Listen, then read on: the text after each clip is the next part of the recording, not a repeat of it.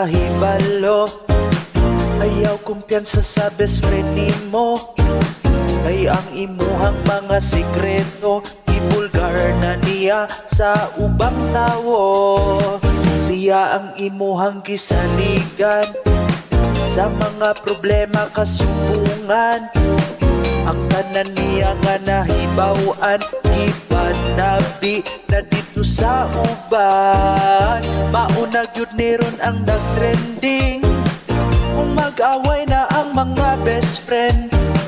Magdautanay sa usag-usa, niya i-post na sa social media.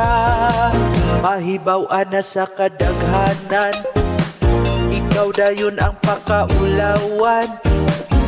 Niya i-judge dayon ka sa uban, bisag wala sila'y kalibutan. Feeling nila sila ang perfecto, bisan sa istorya wag kahibaw. Nya dilira bagyod mo tuo, sultihan sila sa insakto. Best friend mo na plastic di ay to, plastic di ay to. Karon nag-away na mo, ikaw na'y dauton ngadto sa ubang mga tawo. Best friend mo maayo ras una, maayo ras una. Gikalimtan na niya ang tanan ni mong nga gitabang para sa iya. Sa una kadtong kamo okay pa, magkinabangay mo sa problema. Dako gyud kag salig sa iya, kay siya ang suod ni mo nga amiga. Pero karon ikaw gidaot na, ikaw na ang bati sa istorya. Pagka best friend ninyo naguba na, muapil pa ang mga chismosa.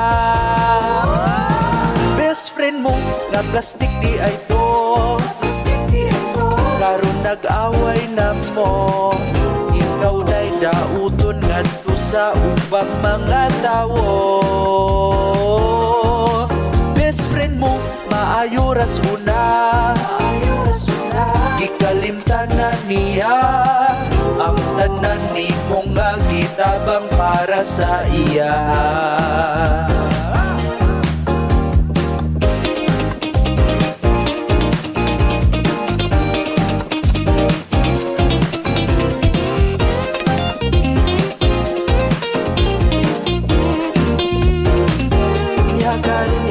Gidaot na, ikaw na ang bati sa istorya.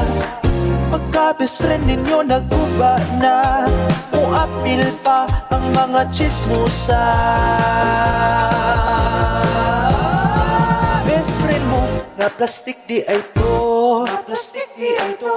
Karon nag-away na mo, ikaw na'y dauton ngadto sa ubang mga tawo. Best friend mo maayo ras una, maayo ras una. Gikalimtan na niya ang tanan ni mong nga gitabang para sa iya. Best friend mo nga plastic di ay ito, plastic di ito. Karon nag-away na mo, ikaw na'y dauton ngadto sa ubang mga tawo.